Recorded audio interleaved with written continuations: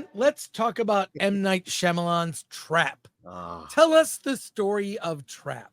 Trap. So firefighter Cooper, played by Josh Hartnett here, is taking his daughter to see to a concert of her favorite singer, Lady Raven. During this concert, Cooper notices that there's a heavy police and FBI presence at the arena in, you guessed it, what city? Philadelphia. All right. Yes, and so what they're doing is the cops and the FBI, they're looking for the serial killer, the Butcher. And guess what, Cooper? He's the Butcher. And so now he's stuck in a concert with his daughter and he needs to escape. But he's tethered to his daughter who will not leave the concert because she was waiting for this for a very long time. And she has nothing to do with his nonsense. So can the serial killer Cooper get out of this? Or will the police capture him, led by top profiler Dr. something, played by Dr. Grant, played by Haley Mills. By Haley Mills, who should have been in The Acolyte and not The Trap. That's a longer story, but Haley Mills is back. Thank you very much. And so can Cooper get out? Can he escape the police to go on killing other people? Find out when you watch Trap. Yeah, well, it's during a concert. And I believe the concert is performed by M. Night's niece. And I forgot her name as well. I have the wrong movie here. By her niece, Salika. So there you go. I saw it with a packed audience. And I'll say the thing about this, like M. Night's movies they're a gamble.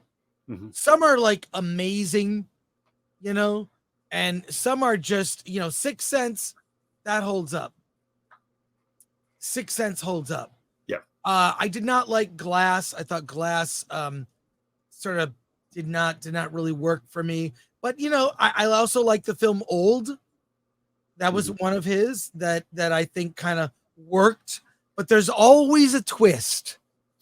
We won't get into what the twist is, but the thing is that the audience I saw it with, I'm sure this is true of her, Josh Hartnett is unhinged as Cooper. He's the smiling, like, beneath he is a serial killer. He has someone trapped that is in a basement in one of his hideaway homes that he could kill with the press of a button on his phone, but he hasn't done it yet. So he's at the concert. It's balancing, like, taking care of his daughter, but he keeps disappearing, trying to assess the situation. How is he going to escape this concert? The cops are interviewing every man that is exiting the concert. They're examining them, asking them the questions. He is in a no-win situation, and he's trapped. Exactly. But I laughed more at this movie than at recent comedies. Like, his performance is so goofy. It really is just goofy and over the top. I mean, he's acting like a serial killer wouldn't. Like, he's trying too hard. Right. To appear like he's into what his daughter wants. Yeah. He's trying so hard to be relatable to other people that it just comes off as suspicious. Yeah. He's the uncool dad. Like she says, like, the new word to say is crispy. So he tries to use it like, oh, this concert's really crispy. And it's like, Dad, so the relationship with him and his daughter is really sweet. He does care about her, which is weird because he's a serial killer with a family and he's a firefighter, but likes to kill people. I'll refer you to Dexter, by the way. Well, they tried to go into the psychology of why he is that way. It doesn't quite really explain it to me, but the singer Lady Raven is like, what'd you say? It's M. Night's. I believe it's his niece. I don't know that for sure. I don't think it's his daughter. She's good when the concert's happening. I actually buy her as this big. Yeah. It's like a spectacle.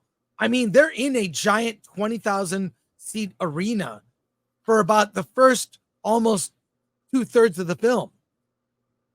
But once it gets to the last third, which you don't see in the trailer, it goes off the rails. Mhm. Suddenly, this Lady Raven character takes more of a center stage, so to speak. Yeah. Well, that's what I And mentioned in my she's not review. great. Yeah, Let's what I talk mentioned in the review is that, through the first two acts, Cooper is the protagonist. right, And then in the second half, the protagonists change a few times. right. And it, yeah, keep going, and I'll expand on Yeah, that.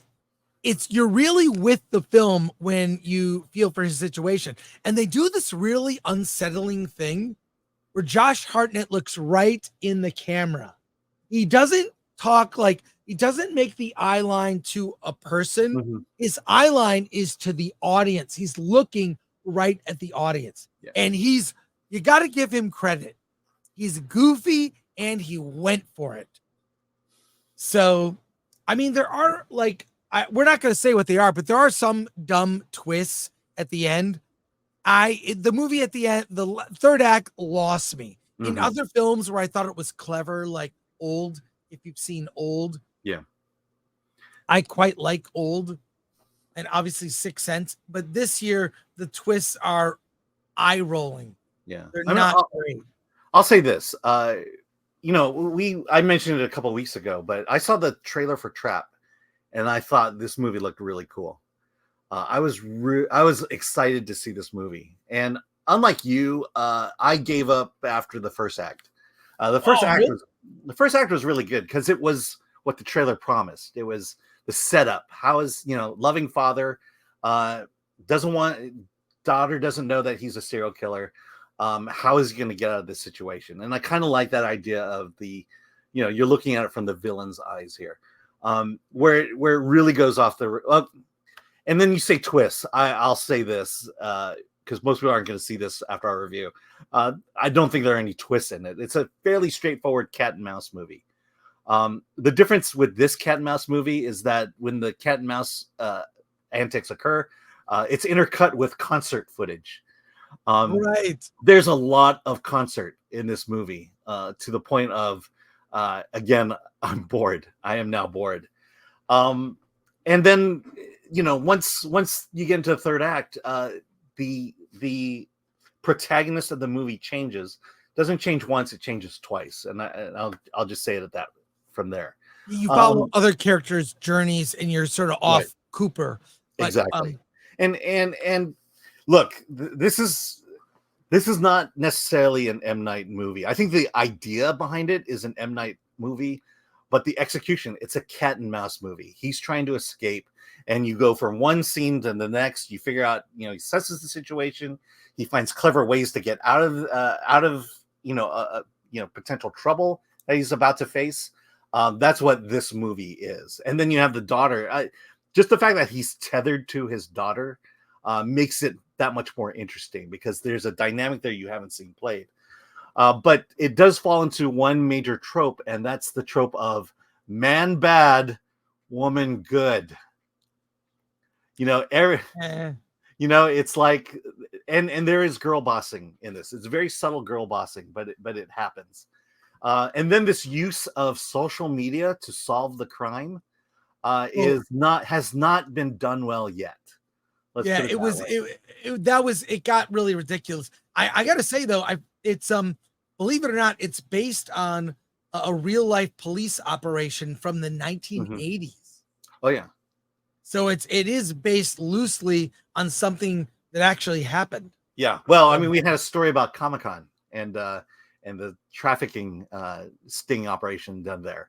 That's these are a haven for it. And I do not like this movie at all. I gave it a 4.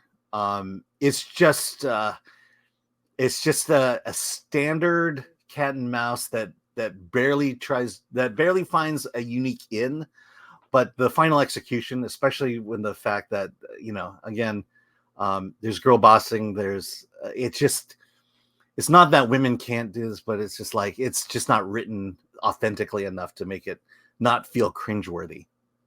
Well, it's also like, I do like the spectacle in the first 2/3, of like the whole thing taking place at a Mhm. concert in progress. He's Yeah. trying to get a t-shirt for his daughter. He kind of befriends the guy behind the t-shirt Yeah. counter. He does all these things to basically throw them off the trail. I thought all that stuff was well executed. It's PG-13, so it's not particularly gory. Mhm. You know, it's just borderline. And I laughed. I liked it a little better than you, but it's a bare recommend. Between maybe a 5, I'd say like a 5. Mhm. If you like M. Night movies, take a chance. But this movie was an hour and 45 minutes. It should have been 90 minutes. That third act should have Mhm. been a button, not go off in another direction. So it's too long. It's way too long. Should have been a tight 90-minute thriller. It would have been great. So a 5, but like I can't recommend it, but it's like a 5 where it's like, well, if you think you would like it, go see it, but don't bother. So you give it what, a 4? I give it a 4. 5. I can't recommend this movie. I give it a 5 with a bare recommend, meaning, yeah. But the main thing is my main recommend is because of Josh Hartnett. His performance, you have to admit, Josh was funny. Yes. So see the first 45 minutes and then you can walk out. Yeah. And then escape from the movie theater. Just get up and walk out. I mean, just okay, so there's an arc, and just as you hit the top of the arc and starts to go down, that's to me where it just falls off the rails and just becomes this is the point where the movie just becomes unwatchable for me. And I'll be honest, there are M. Night movies that people don't like that I personally like. And this is definitely not one of them. Yeah, so a 5 from me, 4 from Alan, barely recommend. I did have fun, mainly because the audience was packed. The theater I was in, nearly full except for the first 2 rows. I mean, it was every seat packed. And they, like, I don't think I've laughed more at a movie this year. It was all like this uncomfortable laughter of Josh Hartnett. Hey, he's got that dark smile behind his eyes, you can tell, and it's really uncomfortable. He's looking right at you. See, but that's the thing.